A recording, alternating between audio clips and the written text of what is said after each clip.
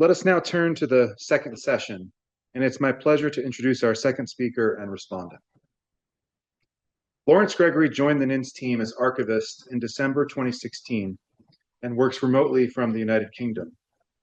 Born in Lancashire, England, and educated in St. Bede's College, Manchester, United Kingdom, Lawrence graduated from the University of Liverpool in 2017 with a master's degree in archival science. He has many years of experience working in the records and archival profession, including 15 years as assistant archivist to the Roman Catholic Diocese of Salford, UK, and concurrently 9 years as corporate records manager at the Danwood Group. Lawrence is also a 19th century English Catholic historian with expertise in the northern dioceses, and in particular the career of Cardinal Herbert Vaughan.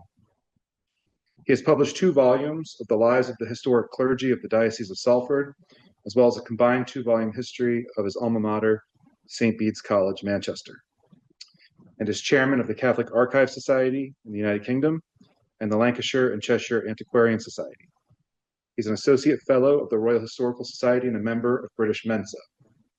As senior archivist and UK agent, his role with NINS is to act as archival advisor, to catalog and undertake research into the digitized papers, to seek out further relevant archival material, developing relationships with future archive partners, overseeing and managing the digitization projects to their conclusion. Lawrence recently began his doctoral research in the Department of Theology and Religion, Durham University, where he has been awarded the 2nd Newman Fellowship sponsored by NINS. The response to Lawrence's paper will be given by Kenneth Parker, who is professor of Catholic Studies and Historical Theology at Duquesne University, and since 2017 has held the Ryan Endowed Chair for Newman Studies. Professor Parker was instrumental in establishing the Department of Catholic Studies at Duquesne, as well as the Catholic Studies in Rome program. He has previously served as interim executive director of NINS and is currently a member of the NINS Board of Trustees. For nearly a decade, he served as editor of the Newman Studies Journal and will now serve as senior editor. He is the author or editor of 7 volumes and numerous essays and articles. I'll now hand things off to Lawrence Gregory, whose paper is titled Cardinals at War, Unraveling a Hagiographical Web to Reevaluate 30 Years of Conflict Between Vaughan and Newman. Lawrence, floor is yours. Hello, everybody. Well, after that first talk, which was focused purely on deep theological matters, I'm moving into the field of history. I am not a theologian. I never have been. I know very little about theology. My area has always been in the field of social history, and in particular, the 19th century social history of the English Catholic Church. When I did my MA thesis, it was focused on how those in positions of power can control the record, the historical record, and what's being written by controlling archives. And the thesis was really focused around using George Orwell as an example through 1984 of how he demonstrated the control of archives, the control of history. And it's only really quite recently that I've begun to realize that I can do the same thing when I'm looking into Herbert Vaughan. And this topic actually does work in with that MA thesis. It's the old adage that history is written by the victors. I think it's more accurate in this case to say history is created by those who hold the power and the influence. Now, this is still very much a start of what, even though I've been researching Vaughan for many, many years, I've been compiling this information. I'm still trying to compile this research and the information I'm collating into an argument. So what I'm introducing today is where I'm coming from that perspective. I first became interested in Herbert Vaughan about 25 years ago when I was around 16. And I was being educated at St. Bede's College, which had been built by him in the 1870s and the 1880s. Now, I should say it was half built by him. He got 2/3 of the way through constructing this magnificent building and then ran out of money and got distracted. And 130 odd years later, it remains unfinished. This beautiful building stops, and then there's a blank wall at one end, which has never, ever been completed. When I became archivist in the Diocese of Salford, Vaughan had been the second bishop of Salford, and again I started to become much more interested in him. I was fascinated by the fact that there was so little written about him, and what there is written about him doesn't seem to match up with the evidence that I was uncovering. Certainly in the history of the English Catholic Church, if we consider the period from the Oxford movement to the modernist crisis, Vaughan should have been playing a very important role in it. His tight-knit relationship with William George Ward and Henry Edward Canning formed one of the most powerful cliques in the church at the time.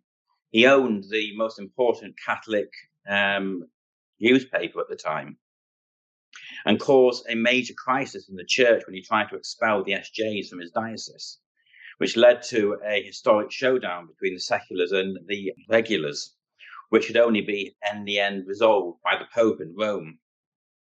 He headed up the English campaign supporting the definition of papal infallibility during the Vatican Council. And at the end of his life, he lit the touch paper, which sparked off the crisis in the 1890s of when he excommunicated St. George Hibart and published his joint pastoral against modernism. However, despite all this, Vaughan is almost entirely missing from the written historical record of this age. Most historians don't include him at all, or only as an associate of others. We're going to start off with these two quotes about Vaughan. The first one is written by John George Sneyd Cox, who was Vaughan's friend, kinsman, and wrote the first life of Vaughan in 1910. And he described him as a man of fine presence, with a simple but deep spirituality, and a genuinely pious and holy man, who was painfully aware of his many faults.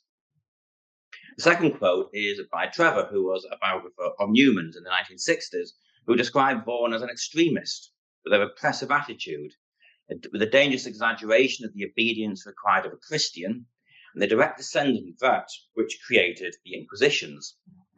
Now, you couldn't get two more opposite descriptions of one individual.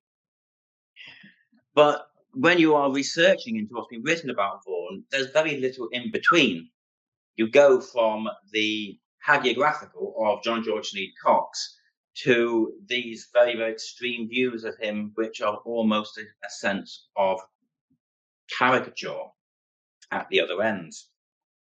Now, in the 1860s, John Henry Newman gave the nickname of the Tailors of Tooley Street to these men, mainly the first three, but I include Monsignor Colbert here at the end, as he was their agent in Rome and did a lot of the manipulation of what was going on in Rome at the time.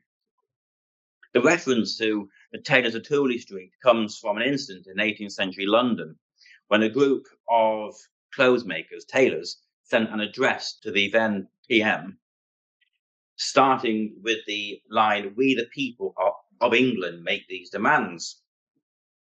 And in the 19th century, it became attached to individuals, insignificant individuals who regarded themselves with a grandiose idea of their own importance. And Newman attached the title to Vaughan, Ward, and Henry Edward Canning. Now, if we look at various lives of Newman, the ones that are written in white don't mention Vaughan at all. The one in red, which is Trevor, does go into some detail into Vaughan's relationship, and the others are ones that mention him in passing. So we can look at this and think, well, obviously, if we take this as an example, there's no significant relationship to look at between Newman and Vaughan. All these historians have basically said this isn't worthy of examination. However, as I have begun to uncover, if we look at what Newman himself was saying, first of all, when he was being asked in the 1880s about who his main opponents were in Rome, he said the chief thoughts I had were Ward and Vaughan. And going back to the 1870s, when again he was being challenged about his relationship with Vaughan, he writes in this fantastic letter, so he does not recollect the fact of Vaughan having written to him or I to him. But at the same time, he was glad to find that he'd pained him, on the principle that he'd be glad to see a boy cry, who he had got a cuff from me after throwing stones at me. Father Vaughan has been throwing stones for 3 years at us. Then he goes on to say in 1867, Pope brings news from London that Anderton and H. Vaughan would cut me if they met me, which is quite borne out by the fact that Anderton has cut me. What is the cause of all this? I believe that the whole clique, the tailors of Tooley Street, feels that I'm becoming a power which will break them, and this must not be. If I cannot fight against a clique who, through anonymous or at least without authority, give themselves out as the exponents of the Holy Father's sentiments, when after all they're no better than the three tailors of Tooley Street, such tyranny and terrorism as they exercise, please God, shall have no power over me. Nor will I think myself disobedient to the Church because I utterly ignore them. Now, in those and many other writings I've come across, Newman is personally identifying Vaughan as being one of the most virulent opponents and enemies that he was facing at the time. Now, if we look at what Vaughan was saying on the other side of things about Newman, now the first quote is a letter he wrote to Lady Herbert of Lee, describing what he thought of the Apologia when he read it. And he says, I read it with a mixture of pain and pleasure. The egotism may be disgusting, but it is venial. There were views put forward which I abhor, which fills me with pain and suspicion. The pleasure is derived from the romance of a life skillfully depicted and from satire and contempt which appear to one's nature, unfortunately. And another instant, he, after having spent 3 years in Rome, trying to attack Newman and undermining his reputation around the Vatican, he wrote back to William George Ward in England and said, this is what becomes the Catholics of England, high and low, declaring to John Henry Newman for the last 20 years, he is a new revelation vouchsafed to them, a prophet, more than a prophet. He mocks him as being in this way.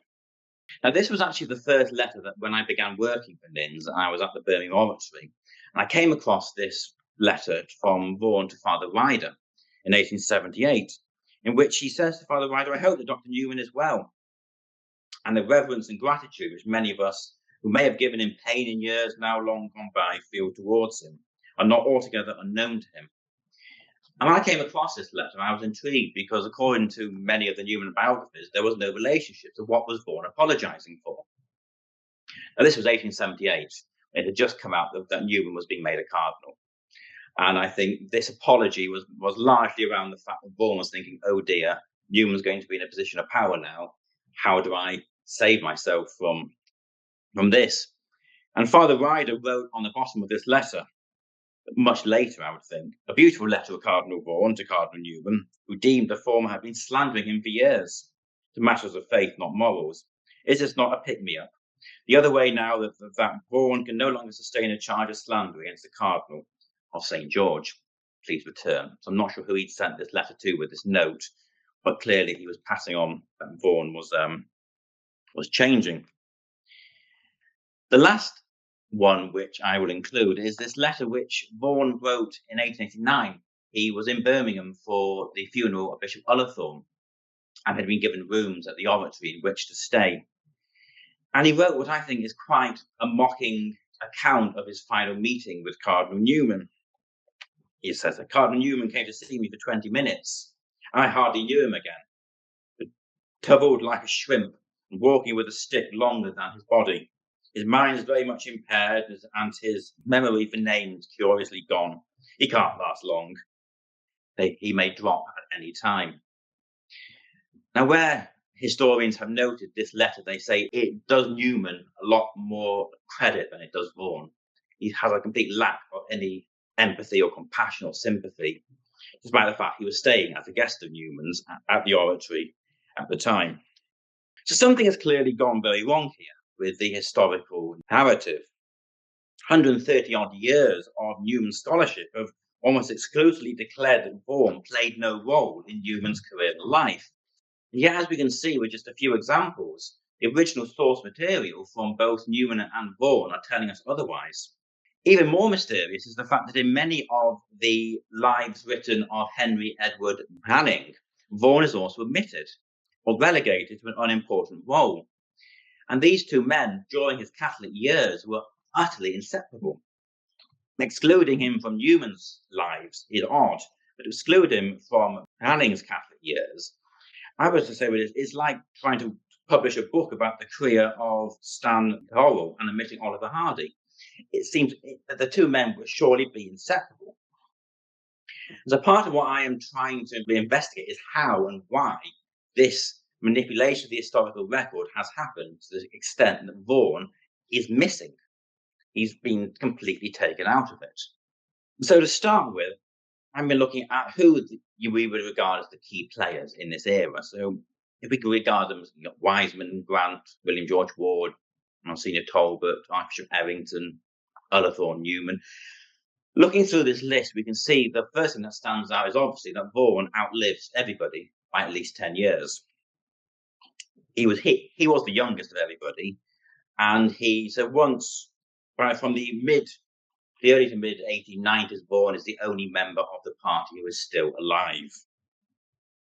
And for this final period of his life, he was the Cardinal Archbishop of Westminster, the most senior member of the English Catholic hierarchy. Looking at some of these early publications where they do start to record the history of this era from the 1890s up to 1901, when, as I said, Vaughan is the only person who is still alive. And in each of these publications, Vaughan's involvement is completely omitted. He's not mentioned. And I would say that partially this is because writing about an individual still alive is a difficult thing. But further, which is a problem that I'm experiencing now, is that trying to find anything good to say about Vaughan is very difficult. One of the academics who I work with, an old friend of mine, always says to me whenever I see him, "Have you found anything positive about Vaughan?" I keep saying, "No, I haven't." At the time, he was not a very popular man. The bishops didn't like him, the priests didn't like him, the laity didn't like him. And Vaughan was a dictator bishop. He demanded unquestioning obedience from those around him. He responded very harshly to anybody who disagreed with him, who challenged him. He would issue excommunications of the laity if he felt they were out of line. And I think for many of these historians at the time, it was safer just to omit him from what they were writing about the history, rather than try and reinterpret his involvement during his lifetime. Now, Edmund Sheridan Purcell was the third of the publications from 1894 when he wrote his life of Cardinal Henry Edward Manning. And in the second volume, he gives over a huge amount of the book to trying to describe the dispute between Newman and Manning. Before the publication was completed, he was being challenged by Wilfred Ward, in particular, who was trying to stop this book from being published. He, at one point, looked into getting a legal injunction to prevent the book from being published. He describes it, in many cases, as being slanderous against the Cardinal.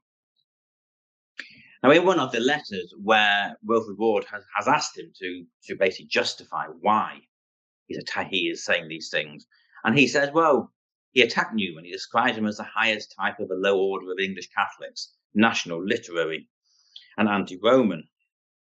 And then he transcribes a letter which is held in the Talbot archives over in Rome, which I want to go and see for myself, because a lot of what's been said about Purcell is that he mistranscribed a lot of these letters intentionally. And in this letter to Monsignor Talbot, he said, well, what you write about Dr. Newman is true. Whether he knows it or not, he has become the centre of those who hold low views about the Holy See, are anti-Roman. And I see a danger of an English Catholicism, of which Newman is the highest type, is the old Anglican, partisan, literary, is worldly Catholicism. And looking at what Sheridan Purcell said to Wilfred Ward about this letter and what this transcription actually says, I find it doesn't really match up in my view.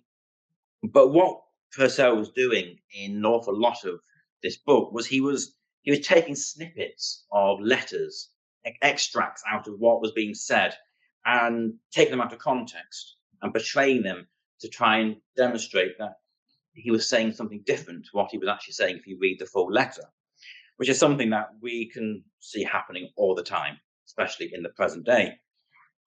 Now, at the time, after the publication of Sheridan Purcell, the Bishop of Clifton at the time, Brownlow, who had been in Rome during the years that Vaughan and Ward were there attacking Newman, wrote a letter of complaint about this. And he wrote it to Vaughan himself. And he said, all the 3 years I was in Rome, I felt indignant at the way in which he, Newman, was being industriously maligned there. I cannot help feeling glad that such a complete vindication of him, Newman, has come to light. But the worst of it is at the expense of the reputation of Cardinal Manning. And what I think Brownlow is saying here is, yes, this was happening in Rome, but it wasn't being done by Cardinal Manning. And though he doesn't go actually specifically state to Vaughan, I know it was you, Your Eminence, who was doing this. I think it's reading between the lines, he is trying to hint at this. Because again, at the time, Vaughan was too powerful for anybody to really challenge. Now, the late Professor Alan McClelland, who died last month, sadly, was the first to really attempt a wholesale rehabilitation of the character of Cardinal Manning. In his seminal book from 1962, Cardinal Manning, His Public Life and Influence, 1865 to 92, in which he focused on the Catholic years. And his account of Purcell was that basically the whole second volume of Purcell is badly written. It's out of proportion to the first. Far too much space is given to the differences between Newman and Manning. It's a source that has to be handled with great care. Now, Allen carefully highlights the inaccuracies and bias of Sheridan Purcell's volume. And whilst he is in many ways the first to suggest that Vaughan may have had a greater role to play, he doesn't consult the Vaughan archives, such as had survived at this time. He tells us in the book, Herbert Vaughan was still in Rome, and before he left, he was granted an audience with Pope Pius. This was in April 67. There's little doubt that Vaughan's visit was followed by a hardening of anti-Newman prejudice. Whatever influence Vaughan exerted was, however, must be surmised. And it must be surmised that in 1962 he was still unable to access the Vaughan archives. And I'd hoped to actually have a conversation with him about this, about my thesis, but unfortunately he died last month before I had the chance. Robert Gray, who wrote another biography in 1985, tells us that more than any other great public figure in English history, Manning's reputation has been ruined by a biographer. Father Ignatius Rider convicts him of literary incompetence. To this reader, it seems incontestable that the whole work is pervaded by malice. His book was carelessly thrown together, the documents inaccurately transcribed, and the structure non-existent. He goes on to add that no large-scale retort to Purcell appeared because Catholic history in that epoch was nearly all Newmanite history, and no Catholic man of letters was anxious to hazard his intellectual credentials in defence of the man who would be identified as Newman's great persecutor. Now, we know it's a fact that Newman was being attacked and slandered in the 1860s in Rome, but as Brownlow, who was actually there in person, stated, it wasn't Manning doing it. And this is supported by a large amount of original source material, which does suggest to us that it was Vaughan and Ward being helped by Talbot. There's even a lot of evidence that Manning actually tried to restrain and control them. I found letters in which he writes to William George Ward and bans him from printing articles attacking Newman. Now, there can be no doubt that Newman and Manning disagreed on various matters. They held opposing views on certain topics, the university question and the Vatican Council. But these were always professional disagreements. I found very little original source material in which it could be personally said he attacks or insults Newman. In fact, he repeatedly speaks of his affection for Newman in letters both to him personally and to other people. And the personal dislike, which we're told seemed to exist between them, is told by third parties. Third parties who I believe had an agenda, trying to pit the two men against each other. So what effect did Purcell's life of Manning have on Vaughan? Well, first of all, Vaughan didn't publicly object to it. In many ways, he couldn't do, without owning up to the fact that he was actually the one responsible. And for him, it was quite a convenient thing. He could throw Manning under the bus, proverbially. And after Purcell's publication, Vaughan realised then that his own role in the situation was likely to come out after his own death. So he then set about trying to control his own legacy by controlling what could be written about himself. He sanitised his own personal archive, burning large amounts of his papers. He wrote a will that would lock down what was left, entrusting them to the Mill Hill missionaries and ensuring that there would be no public access. And public access has only actually now come about 100 years later. Most importantly, he appointed his own cousin, John George Sneyd Cox, to write the life of Cardinal Vaughan. Sneyd Cox, as I said, was the editor of the tablet. He was a cousin and a friend, and to him, Vaughan dictated what he wanted written about his own life. Now, in Sneyd Cox, for example, this at the end of the chapter on the founding of St. Bede's College, the school that I went to, Sneyd Cox says, before leaving Salford, Vaughan was able to incorporate the Salford Catholic Grammar School with a now flourishing foundation at St. Bede's. Well, St. Bede's had collapsed, bankrupt, in the 1880s. It was certainly not flourishing. The Salford Catholic Grammar School moved into the buildings. Vaughan renamed them St. Bede's College. So to the outside world, it appeared that the school had continued as a huge success. And in reality, Vaughan's foundation had failed. Interestingly, on the chapter on Newman, Sneyd Cox writes that so far in 1870, Herbert Vaughan had not been brought into conflict or even into contact with Dr. Newman. But we know that Vaughan and Newman had been at odds for at least 5 or 6 years up to this point. So this is entirely inaccurate. Now, was Sneyd Cox unaware of the true facts of the situation? Or was he fudging the facts in order to try and help to clear Vaughan's name in this involvement? The 2-volume Life of Cardinal Vaughan, which was published in 1910, 6 or 7 years after Vaughan's death, it gives us a story of a plaster saint. It's a perfect man. It is pure hagiography. In it, Vaughan could do no wrong. Everything he committed himself to was an enormous success. But it never really sold very well, and it's never been taken very seriously by historians and academics. So the academia of this era then continued to be written, with Sneyd Cox's Life of Vaughan seen as generally fictitious, with no access available to Vaughan's papers or archives. The story of this era began to continue to be written, with Vaughan simply missed out and omitted. There are, in relation to the relationship between Newman and Manning, a couple of oral histories, personal accounts here. And the first is of Wilfred Ward, related to his daughter Maisie Ward, in which he stated that in a conversation with Cardinal Manning at the end of his life, he said, "Shall I tell you, Wilfred Ward has ruined that man's career," being meaning Newman, "only one thing, temper, temper, temper." In the other account to Codley, he states that the Cardinal said to him again at the end of his life, "From an observation you made, I gather you're under the impression that Dr. Newman is a good Catholic. Either you are ignorant of the Catholic doctrine or the works of Dr. Newman." Now, in his brief life of his essay on the life of the Cardinal, he's very clearly anti-Newman. He attacks Newman extensively throughout it, and it is as much a bias against Newman as Sheridan Purcell's is against Manning.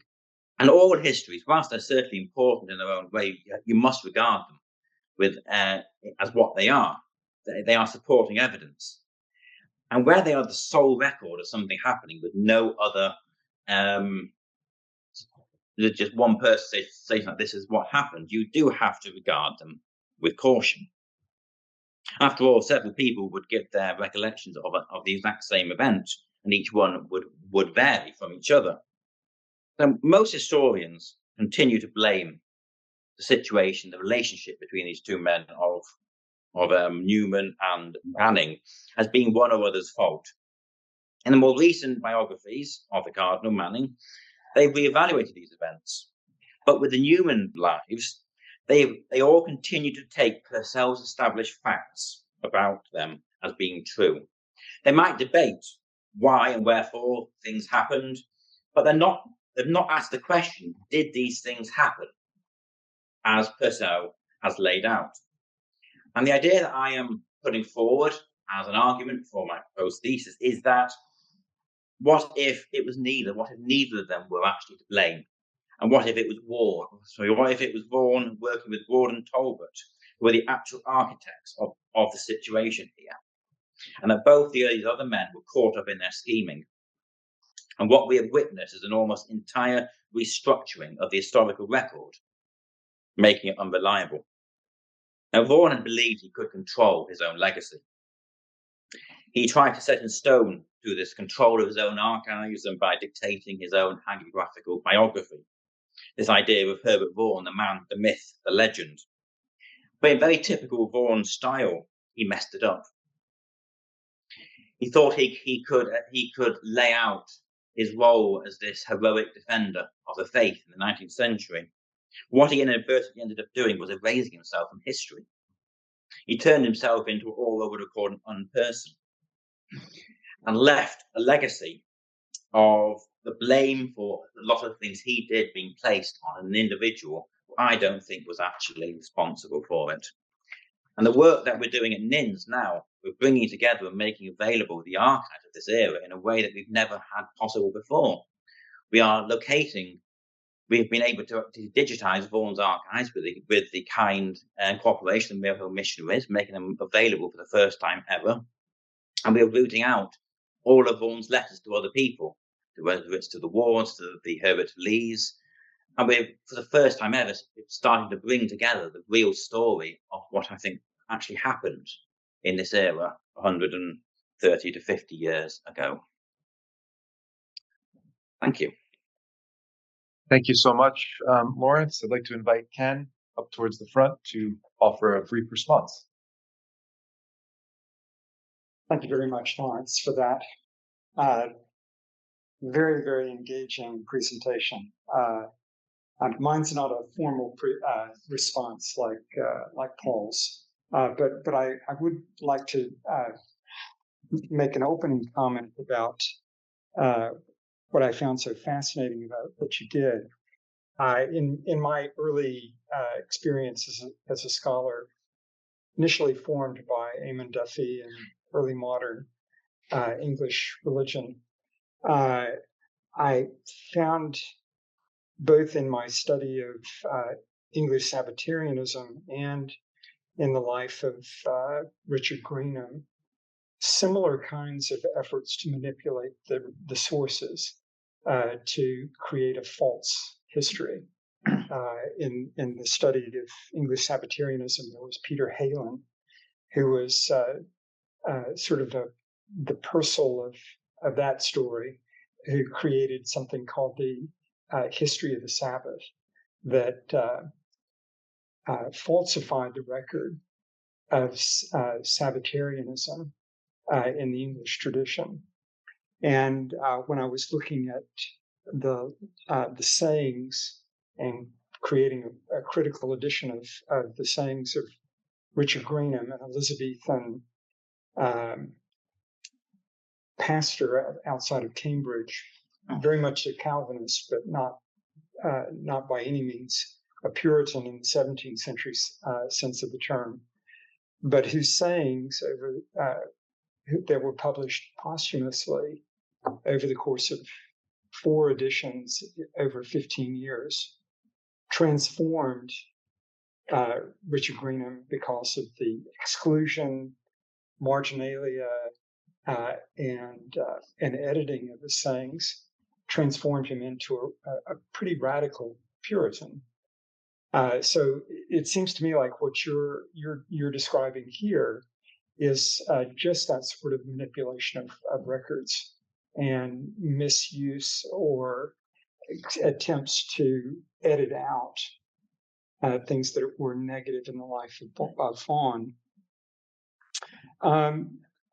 maybe the first thing I'd like for you to comment further on is they seem to see Newman. I'm speaking of the Thule Taylors.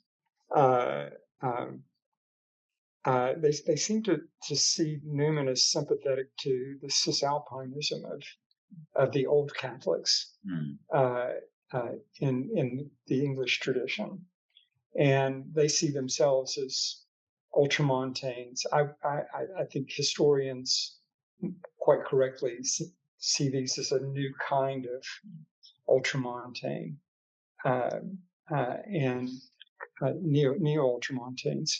To what extent is Vaughan's animus towards Newman an expression of this tension between what might be seen as a more Gallican understanding of the English Church's relationship with Rome and this neo-ultramontanism that wanted to exalt and create an expansive understanding of papal authority?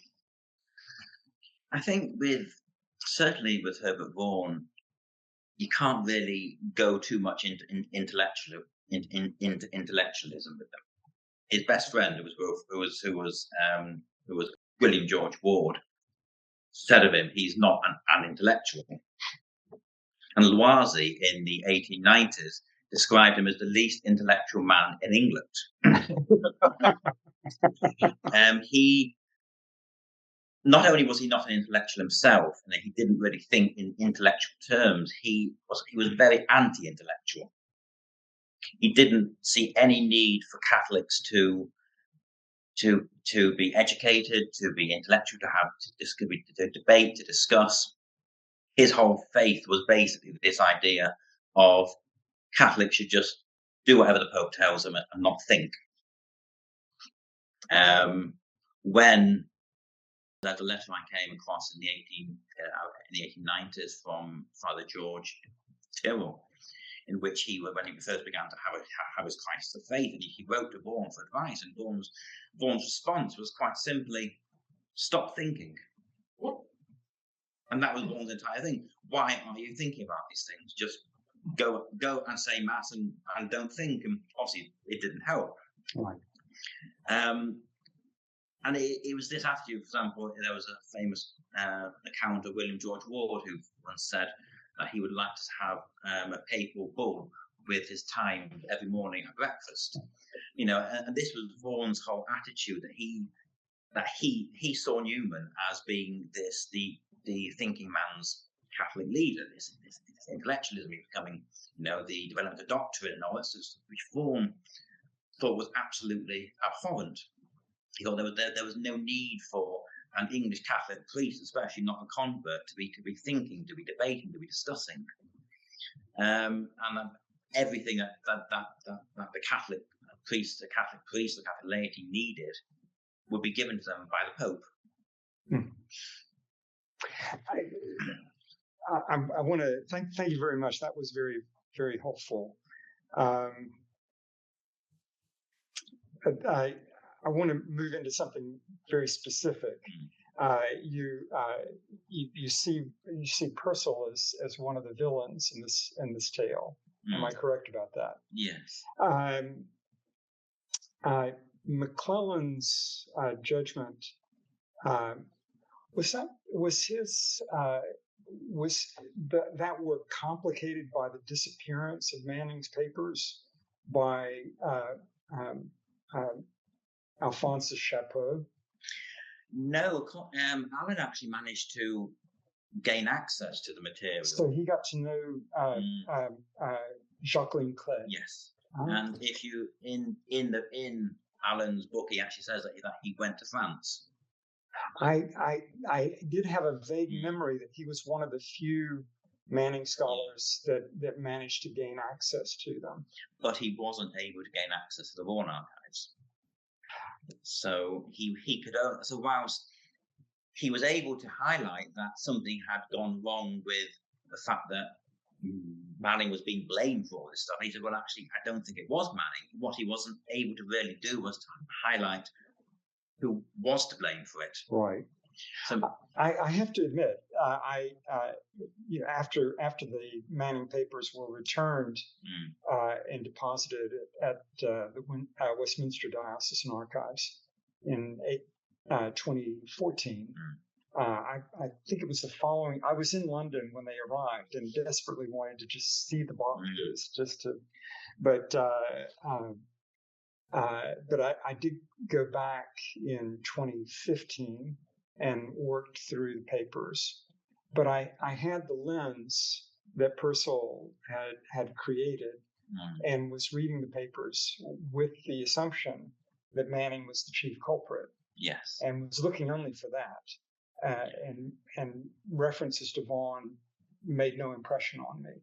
No, because it is as well when he was writing his life, Sheridan Purcell had lost a lot of money because of Cardinal Manning, who had asked him to found a new Catholic periodical, and Purcell put all his money into it. It had failed, and he'd lost a fortune. So by the time this was about 5 years before the death of Manning, so he was very anti-Manning in that from a personal point of view. Right. But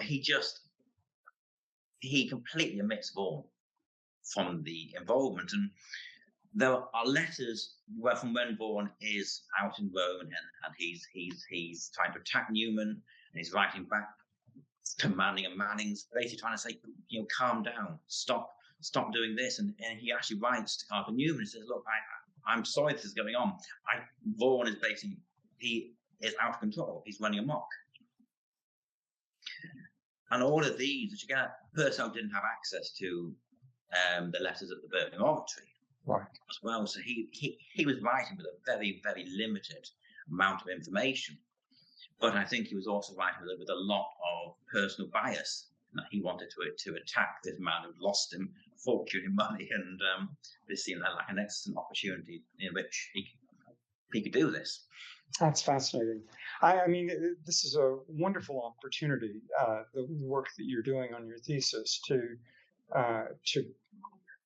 create a revisionist account of this turbulent period for Newman in the 1860s and 70s, and the kind of reputational damage that was done to Newman by Vaughan, and so I'm very excited to see where this project goes, and looking forward to being of whatever assistance I can be in that effort. So thank you. You want to open the floor for? Yeah, we have about 5 minutes or so for additional conversation. Anyone here in the audience would like to? Oh, we do have one here. This is Catherine Ryan from the Newman Institute. 2 comments. One is that, Lawrence, in your presentation, I find that it's interesting that when we talk about Christian unity, there's not unity within the church, much less in connecting with Nathan's presentation about, ecumenism and potential Christian unity someday in the future. So I find that fascinating. Secondly, perhaps a little bit of a sarcastic remark.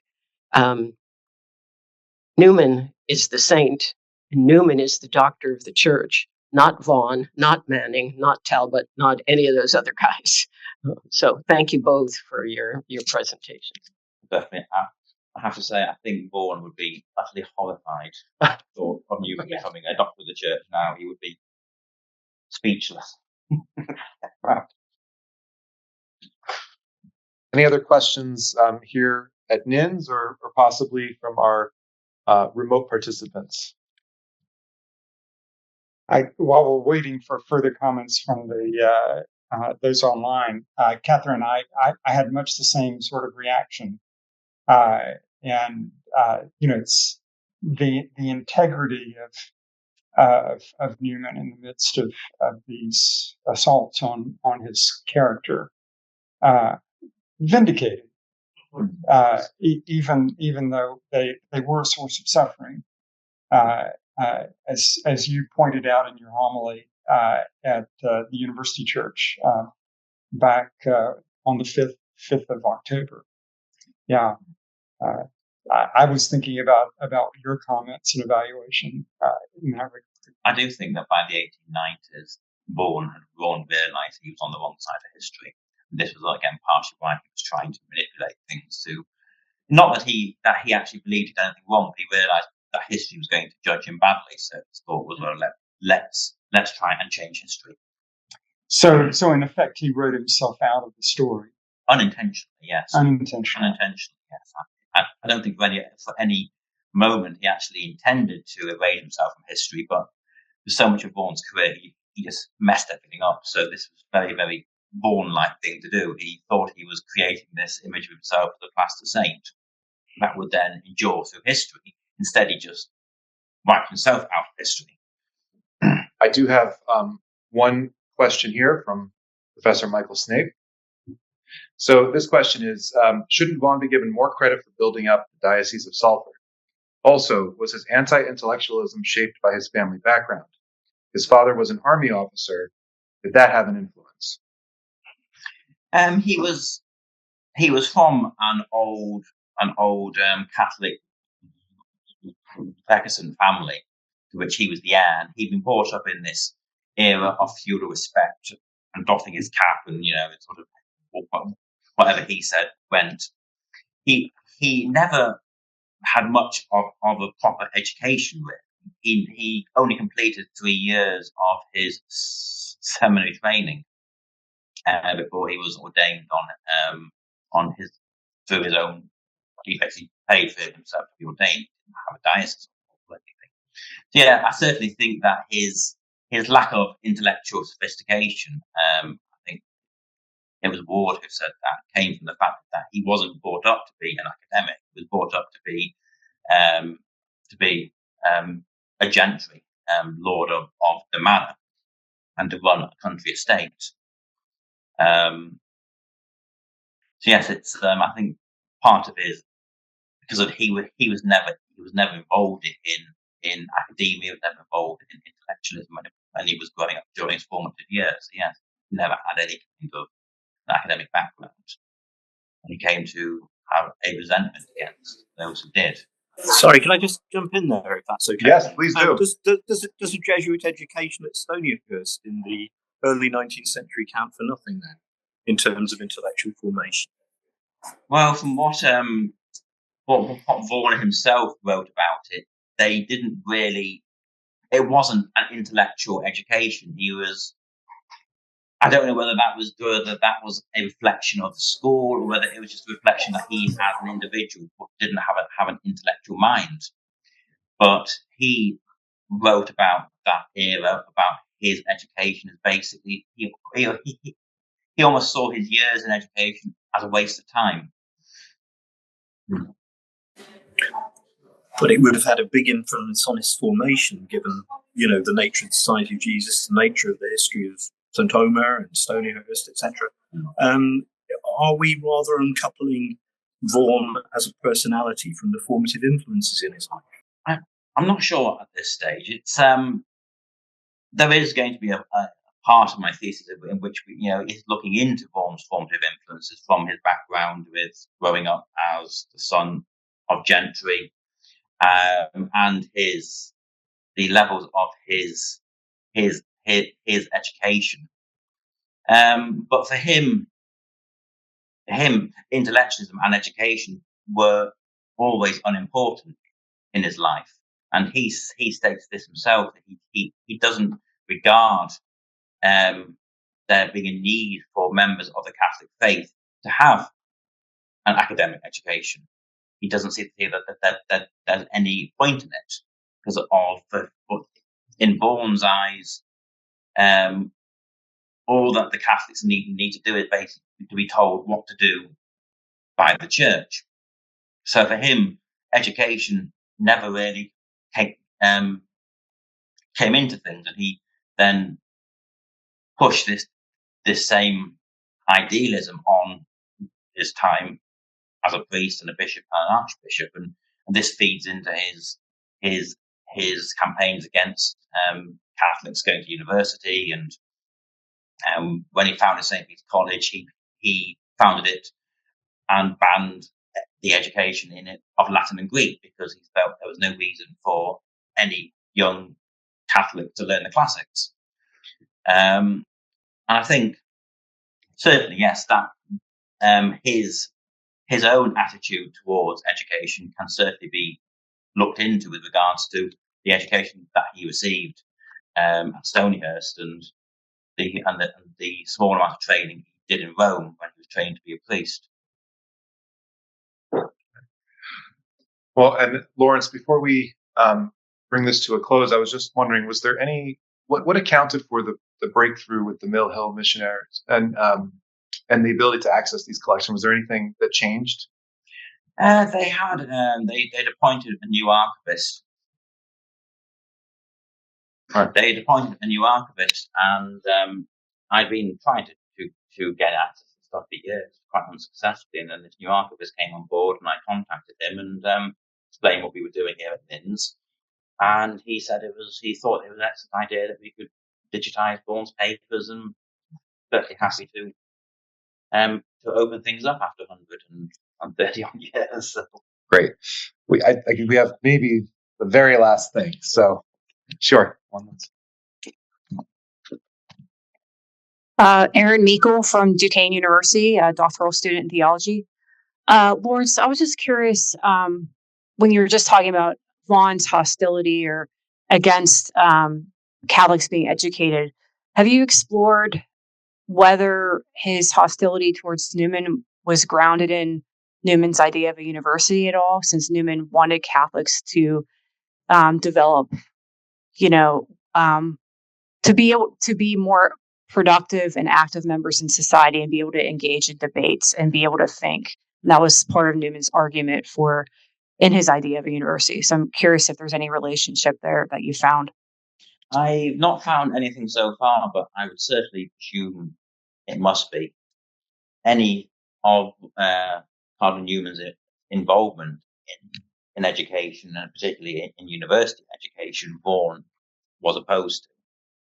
He saw it as a threat, and basically that what was going to happen was we were going to end up with Catholics who were educated in a class that might actually start to get involved in church matters, which Vaughan was completely opposed to anybody who was not ordained to be involved in the church and theology or anything like that. So I would certainly presume that there must be, but so far, not possible.